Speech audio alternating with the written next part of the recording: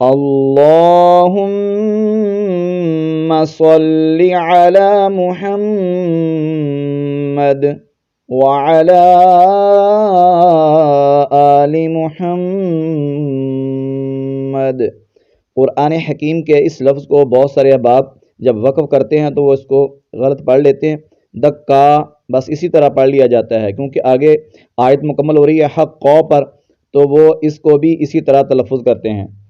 اور یہ لفظ دیکھیے، اس کو مکانی یا مکنی پڑھ لیا جاتا ہے، اور پارہ نمبر 16 میں ہی اس لفظ کو پڑھتے ہوئے جب اخی پر وقف کرتے ہیں تو پھر آگے مشکل پیش آتی ہے کہ حمزہ وصلی پر کون سی حرکت دینی ہے۔ اس کے علاوہ بھی 3 الفاظ اور ہیں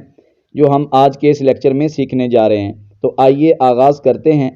اعوذ باللہ من الشیطان الرجیم،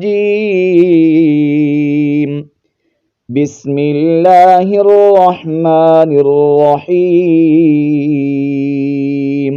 یہ پارہ نمبر 16 ہے، سورۃ الکہف ہے، اور اس کی آیت نمبر 98 ہے۔ تو اس لفظ کو کیسے پڑھنا ہے یہ ہم سیکھتے ہیں۔ فَإِذَا جَاءَ وَعْدُ رَبِّي جَعَلَهُ دَكَّاء،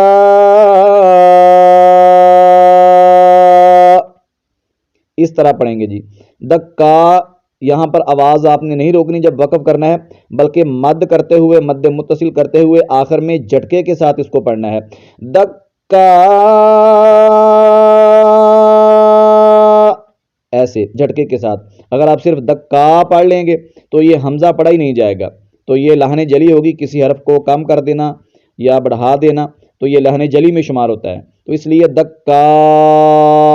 ایسے پڑھیں گے آپ اس کو، یعنی حمزہ کو ضرور پڑھنا ہے اور اس کو جھٹکا دے کر پڑھنا ہے۔ اور اگر آپ وقف نہیں کر رہے تو پھر تو دکا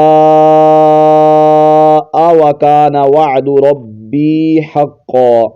تو وقف کی حالت میں بہت سارے احباب جو ہیں یہ غلطی کر جاتے ہیں۔ اسی طرح یہ لفظ دیکھیے، یہاں پر کاف مشدد ہے، پھر نون مشدد ہے اور آگے یا ساکن ہے، تو اس کو مکہ نہیں پڑھ لیتے ہیں، یعنی کاف پر تو شد پڑھ لیتے ہیں، آگے نون کو جو ہے وہ اس پر شد نہیں پڑھتے، مکانی یا پھر مکنی، یعنی ایسے ہی پڑھ لیا جاتا ہے، تو یہ دونوں طرح سے غلط ہے۔ اس کو پڑھنا ہے قال ما مکنی، مک، میم کو کاف کے ساتھ اور کاف کو نون کے ساتھ، میم کاف زبر مک، آگے کاف نون زبر کن، مکن، نون یا زیر نی، تو کاف کو اور نون کو خوب جماؤ کے ساتھ اور نون پر غنہ کرتے ہوئے قال ما مکنی، مکنی نہیں پڑھنا یا مکانی بھی نہیں پڑھنا، مکنی، پہلے میم کو کاف کے ساتھ اور پھر کاف کو نون کے ساتھ ملا کر پھر پڑھیں گے قال ما مکنی فیہ ربی۔ یہ اگلا لفظ دیکھ لیجئے، اس لفظ کو دیکھیے، اگر تو اخی پر وقف کیا جاتا ہے، ہارون اخی، تو وقف یہاں پر کر لیتے ہیں، تو پھر یہ لفظ کو پڑھنا بہت سارے احباب کو جو ہے مشکل میں ڈالتا ہے کہ اب اس حمزہ وصلی پر کون سی حرکت پڑھی جائے۔ اگر ملا کر پڑھتے ہیں تو پھر تو کوئی مسئلہ نہیں ہے، ہارون اخیش، خا کو شین کے ساتھ ملا دیتے ہیں، یہ یا بھی نہیں پڑھا جائے گا اور حمزہ وصلی بھی درمیان میں گر جائے گا، تو پھر پڑھیں گے ہارون اخیش، اخیش دودھ بھی ہی، لیکن جب اخی پر وقف کیا تو پھر کنفیوژن ہوتی ہے کہ اب اس پر کون سی حرکت پڑھنی ہے، تو اس کے لیے علیحدہ سے بھی ایک ویڈیو موجود ہے، لیکن آپ یہاں پر یہ بات ذہن نشین کر لیجئے کہ اگر الف کے اوپر یعنی حمزہ وصلی کے اوپر کوئی حرکت نہ ہو اور اس سے جو تیسرا حرف آگے ہے اس پر پیش ہو تو ہم نے حمزہ وصلی کو پیش دینی ہے۔ دیکھیے حمزہ وصلی ایک، اس کے بعد شین دوسرا، اور تیسرا حرف کون سا ہے؟ دال، دال کے اوپر پیش ہے تو ہم نے اس کے اوپر پیش لگا کر پڑھنی ہے۔ اس کو پڑھیں گے اشدود، اشدود به ازری، اگر وقف نہیں کرنا اخی پر تو پھر پڑھیں گے ہارون اخشدد به ازری، اور اگر وقف کر لیا تو پھر یہاں سے پڑھیں گے اس کے اوپر حمزہ وصلی کے اوپر پیش لگا کر پڑھیں گے، اشدود پڑھیں گے، اشدود به ازری۔ اگلا لفظ دیکھ لیجئے، اس لفظ کو دیکھیے، اس کو بہت سارے احباب جب وقف کرتے ہیں تو ولا یا صحیح پڑھ لیتے ہیں، تو اس کو اس طرح نہیں پڑھنا، بلکہ یہاں پر وقف کرتے ہوئے کیسے پڑھنا ہے؟ لا یضل ربی ولا ینسا،